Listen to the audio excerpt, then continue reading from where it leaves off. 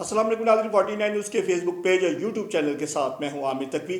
ناظرین، chief justice of Pakistan عمر تا بندیال کی سربراہی میں سپریم کورٹ کے 3 رکنی بینچ نے الیکشن کمیشن کے 8 اکتوبر کے انتخابات کروانے کے فیصلے کو کالعدم قرار دیتے ہوئے حکم دیا ہے کہ پنجاب میں الیکشن 14 مئی کو کروائے جائیں گے۔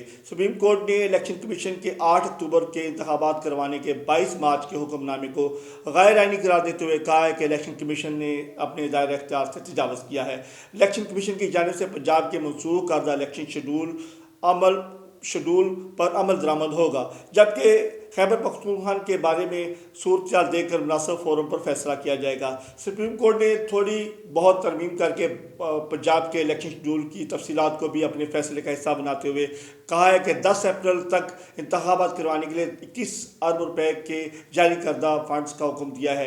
الیکشن کمیشن کو فنڈز کی صورتحال کے بارے میں 11 اپریل کو کورٹ میں رپورٹ کرنے کا حکم کیا ہے۔ اس طرح وفاقی اور پنجاب نگران حکومت کو بھی اسی ضمن میں اقدامات اٹھانے کے لیے ٹائم لائن دی گئی ہے۔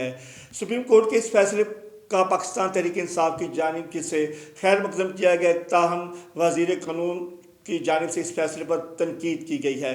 پاکستان تحریک انصاف کے رہنما فواد چودھری کا کہنا ہے کہ سپریم کورٹ کا فیصلہ ہر پاکستانی شہری کے حقوق کا تحفظ کا فیصلہ ہے۔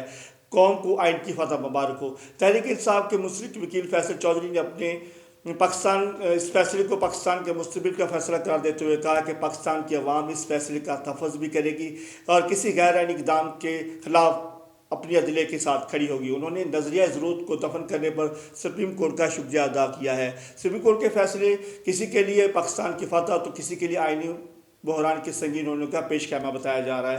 شہباز گل نے ٹویٹ کیا اور چیف جسٹس بندیال صاحب کے دور میں ہم پر شدید ظلم و تشدد ہوا، لیکن ان سب کے باوجود ہم جج صاحب کا دلی احترام کرتے ہیں اور آج کے فیصلے کے بعد انہوں نے ہمارے زخموں پر برہم رکھ دی ہے، ہم ان کا شکریہ ادا کرتے ہیں۔ جہاں تحریک انصاف کی جانب سے سپریم کورٹ کے فیصلے پر خوشی کا اظہار کیا جا رہا ہے، وہاں مسلم لیگ نواز کے رہنماؤں کی جانب سے بھی اس فیصلے پر مایوسی اور دکھ کا اظہار کیا جا رہا ہے۔ وفاقی وزیر قانون اعظم نذیر تاڑ کا کہنا ہے کہ سپریم کورٹ کے 3 رکنی بینچ کے فیصلے سے دکھ اور افسوس ہوا۔ انہوں نے کہا ہے خدشہ کا اظہار کیا کہ اس فیصلے کے بعد پاکستان میں جاری سیاسی اور آئینی بحران مزید سنگین ہوگا۔ ناظرین، یہ تھا ہمارا آج کا نیوز ولاگ۔ امید ہے کہ آپ کو پسند آیا ہوگا۔ پھر ملیں گے ایک نئے موضوع کے ساتھ، تب تک اپنے میزبان عامر تقوی کو اجازت دیں۔ اللہ حافظ۔